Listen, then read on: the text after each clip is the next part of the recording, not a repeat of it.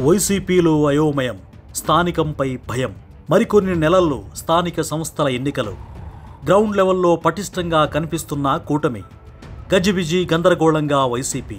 పరీక్షల్లో jumbling system ఉంటుంది. ఒక్కో చోట ఒక్కొక్కరిని పడేస్తారు. అసెంబ్లీ ఎన్నికలకు ముందు వైసీపీ అధినేత జగన్ కూడా ఇదే జంబ్లింగ్ పద్ధతి పాటించారు. ఆల్రెడీ గెలిచిన ఎమ్మెల్యేను పట్టుకుపోయి మరో నియోజకవర్గంలో పడేశారు. కులాల సమీకరణాల పేరుతో సంబంధం లేని నియోజకవర్గానికి పంపి టికెట్ ఇచ్చారు. ఆయా సామాజిక వర్గం ఓట్లు భారీగా పడతాయని, తన వ్యూహం 100% కరెక్ట్ అనే భ్రమలో ఉండిపోయారు వైఎస్ జగన్. టిక్కెట్లు దక్కించుకున్న అభ్యర్థులు కూడా జగన్ ఏం చేసినా కరెక్ట్ అనే మాయలోనే ఉండిపోయారు. కారణం 2019లో 151 సీట్లు గెలవడం వెనక జగన్ బొమ్మ మాత్రమే ఉందన్న పిచ్చి భ్రమలో ఎమ్మెల్యేలు ఉండటమే.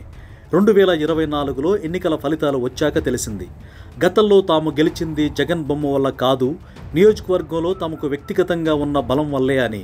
సో జగన్ భ్రమల్లోంచి ఇంకా బయటపడినట్టు లేరు.